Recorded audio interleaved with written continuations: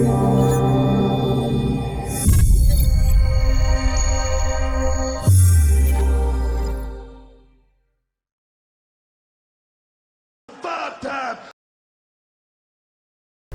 we're back on Flash. No substance. So today's top 5 is the top 5 female comedy-led movies. All right. Or female-led comedy movies. This is exactly what happened last week, where I couldn't figure out how the title was gonna go. But regardless, we have a freaking lot. Now, comedies, in general, are always, male-dominated. But the ladies, they got funny bones too. Yeah. So Terrence, go first. All right. And give me your funny bone. All right. So. Well, that's a different show. That is a different show. All right, so I was realizing that I need to get caught up on a lot more recent female-led comedies because there's a whole bunch of ones that I missed. So obviously all the new stuff, not on my list. Old stuff, it is on my list. Number 5.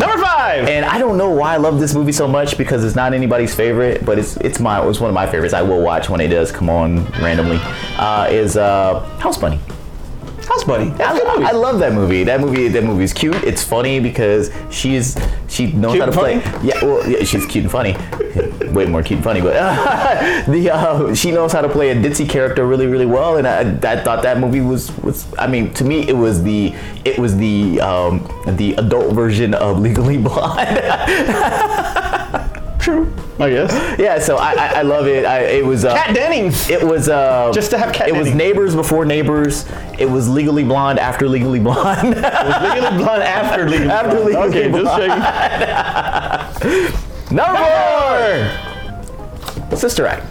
Good one. Good one. That's Whoopi a great was one. Great in this film. And it was like this is one of the ones that really, because I wasn't really into her with Jumpin' Jack Flash, but Sister Act. This was the movie. As a kid, I watched this movie every week. I would go to other people's houses. They would have it on. I'd sit there and watch it there. The jokes never got old to me until she did Sister Act 2. But Sister Act 1.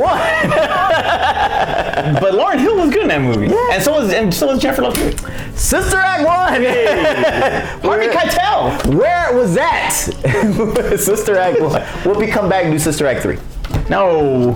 Hey, look, they're bringing. No. Number 3.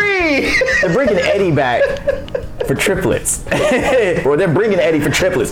She can come back. That's her own franchise anyway, so. Eddie coming back for Beverly Hills Cop. Nah, we don't know that. Maybe. Come back. Look, if Arnold Schwarzenegger can come back for franchises, if Sylvester Stallone can come back for franchises, Whoopi can come back. Come on, Whoopi. Number 3. A League of Their Own.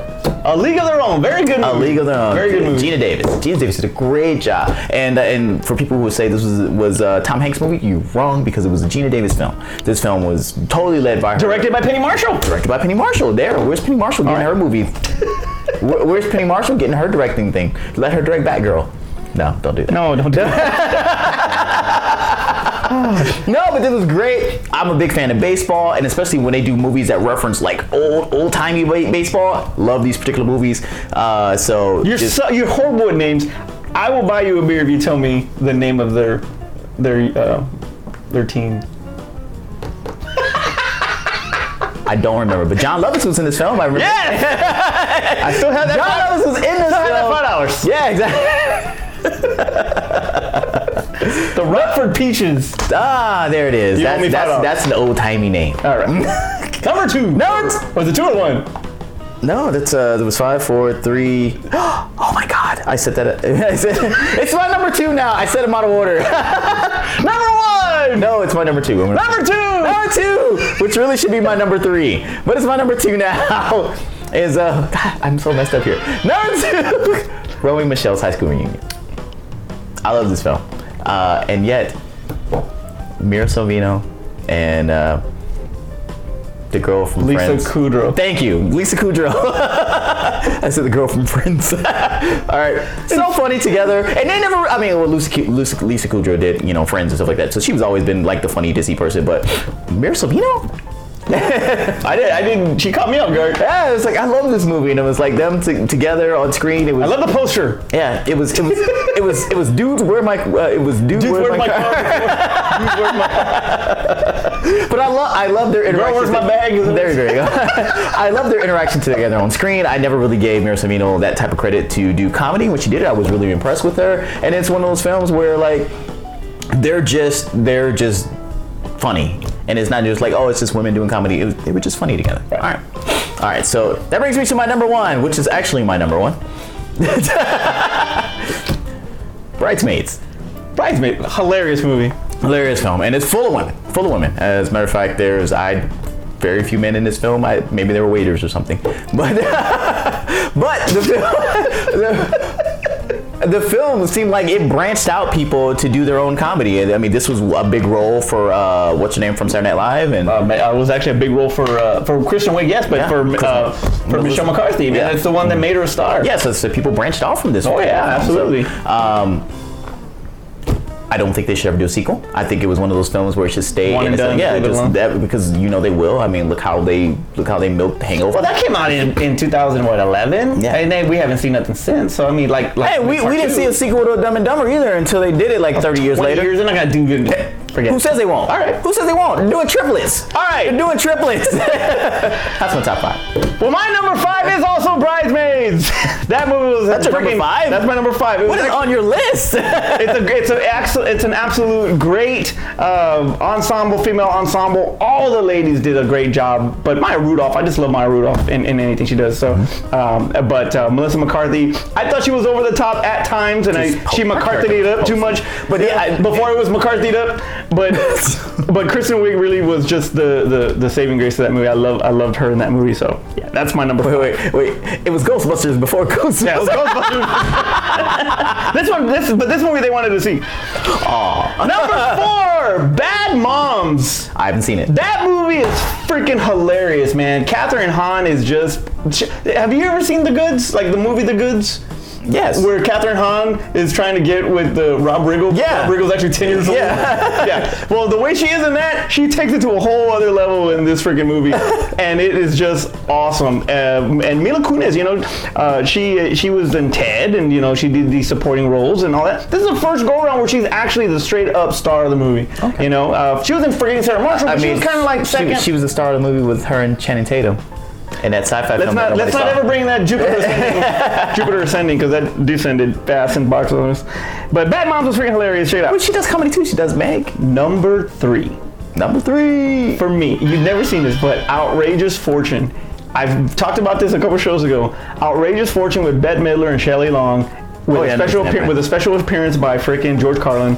That movie is so damn funny. And if you've never seen it, and you millennials out there, if you've never seen it, check that movie out. Bette Midler is so freaking hilarious in that movie. It's awesome. Number 2, you said Sister Act. I go Jumpin' Jack Flash over Sister Act all day long. Whoopi Goldberg was her first real movie, where she wasn't getting beat by Danny Glover. And Jumpin' Jack Flash was freaking hilarious, man. Sister Act. I don't know how. I mean, I love Sister Act. Sister Act, I saw at the theater. I see that movie all the time too. But Jumpin' Jack Flash is just my favorite Whoopi Goldberg movie. It's okay. I just thought it's just. I just think it's funny. I just think it's funny. It's funny. And she goes undercover and she's. It was okay. I don't care. I love that movie. Number one. In my opinion, the one that started it all, in my opinion, and that's 9 to 5. 9 to 5. Jane Fonda, Lily Tomlin, Dolly Parton, and them having to deal with Dabney Coleman as a chauvinistic boss. I felt like the sexist, egotistical, lying, hypocritical. I felt like I was too young for that movie when it came out, so Then you just made me feel that old. Yeah. He's only a few years older than me, but I felt like when that movie came out, I was still a little kid, and I didn't have the type of. It didn't hit me the way it hit you. Well, it's because I used to watch it all the freaking time, and it still sucks. It still sucks. Yeah, it sucks that I don't even fucking own this movie. I'm horrible, but every time it comes out, I DVR the shit and I leave it on there. You get Dolly in her prime. You get Dolly in her prime. That's right. Yeah. She's forget it. Airbags before forget There it. you go. Honorable mentions. Honorable mentions. All right. So obviously, no, I'm not, because it really didn't move me that way. But we're gonna go. Unfortunately, there are some cultural impact ones, because I put the ones I really like that I haven't seen, but you see so many clips of them, you feel like you've seen the film. So like Clueless, Like Megan Levy's trailer. yes, you've seen that movie, you've seen the trailer. But stuff like Clueless, stuff like Mean You've Girls. never seen Clueless? I've seen the driving scene. I've seen all the little ditzy parts that she has in it, but I've never sat down and watched it from beginning. Just like you haven't seen Top Gun. Mean Girls. Another one where it's like You've never seen Mean Girls? You hear all the lines. The movie's quoted so much that I don't have to see it because I know all this funny stuff that happens in the movie. Well, go fetch. It's so fetch. Hope my daughters don't grow up to be like that. I mean, I guess, and my last one will probably be Trainwreck. Trainwreck. That's a movie. Haven't seen it. I haven't seen it. It was funny. I thought it was funny. Haven't seen Aspen it. hates it, but I thought it was funny. But I've seen so many clips of this movie. I felt like I've seen it. My honorable mentions: Adventures in Babysitting. I forgot that one. She did lead that movie. Elizabeth Shue, man. That is on my She list. was like at the freaking, like, right after Karate Kid, and I was all in love with Elizabeth Shue, and this one was just like, I wanted to be the shoehorn. Adventures in Babysitting. Ferris Bueller, right after Ferris Bueller. A League of Their Own. I had that one. Clueless. I had Romeo and Michelle also. I did like Heathers. I never saw Winona Heathers. Ryder was really good in Heathers. The Sweetest Thing. Christina Applegate. Ing Love You. Never saw She was Sweetest amazing in freaking The Sweetest Thing. And by the way, I keep saying I haven't seen it. I don't hate women in films. I haven't seen these movies. And he wants to kick all the female Guardians of the Galaxy in the next Guardians of the Galaxy. I just replaced them with other women. Sister Act was also mine. The Heat with Sandra Bullock and Melissa McCarthy. I tried to watch it. I didn't like that movie. That movie was funny. I didn't like that movie. I didn't like that movie. I was done with Melissa McCarthy by then. I like Sandra Bullock more than I liked Melissa. Oh man, another one was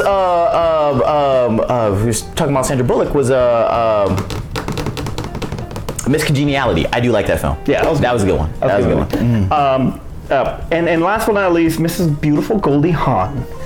Overboard? Private Benjamin. And Overboard too, okay. but Private Benjamin. Man, my mom was in the service back in the day, and dude, I used to always watch that damn movie. I was like, I thought I was in the freaking army. That's how much my mom made me watch that damn movie. But that's for you ladies. We love you, and we should have done this in Mother's Day, but we probably should have. we should have done some. I mean, but these are mother's movies. These are mother's movies. You know, Bad Moms ain't. Well, Bad Moms is. That's the only mother movie on here. Terrence, take us home. All right, that was another one of our, or at least one of my kind of all over the places top 5 lists. Yeah, you can throw it now. Yeah. All right, so make sure you guys like and comment. Tell us about your top 5 list. Obviously, I forgot a bunch. Adventures in Babysitting. I don't know how I forgot that one. As many times as I watched that film. But make sure you put your top 5 in the list below, so that way we can kind of make an amalgamation of what we got and some all the new ones that obviously me and him quite haven't seen all. But I've seen them put them in. They're probably catch up to Top Gun. They're probably just as funny as these older ones that we have on our list. And as always, make sure you subscribe so that way you know about upcoming things that are coming out. Like I said, we're back on the roll. We're moving. We're going. It's consistent. Except hosts. That's not consistent. Yeah, that's just never consistent here. But you need to know. You need to subscribe so that way you know when these things come out. All right, and a little special bonus: red ink. All right.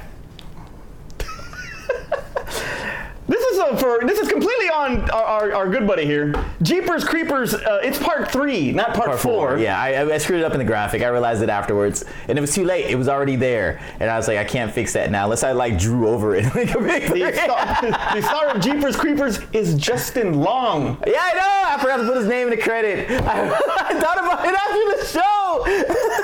From Waiting. And it's so funny that you said Romeo and Michelle was your one of your favorites. But you said somebody else actually was the star of it, not Mira Sorvino. I cannot remember who you said was the star of Romeo and Michelle, but it was not Mira Sorvino. What are we talking about? You said somebody else.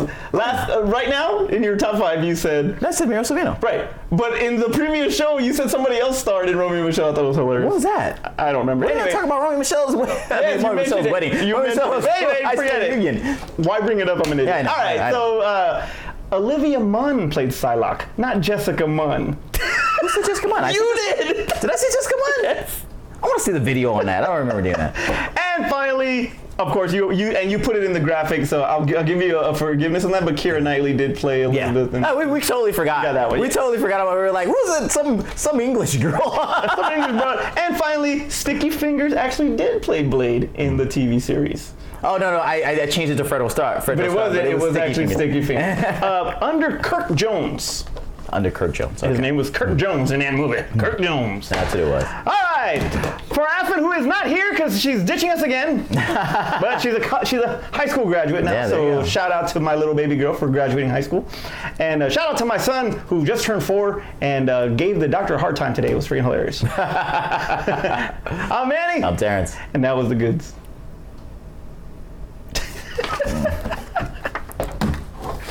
I cannot remember who you said fucking Romeo and Michelle, dude. You fucking said something. I don't remember what episode that was. This last one. And we talked about Romeo and Michelle? Yes.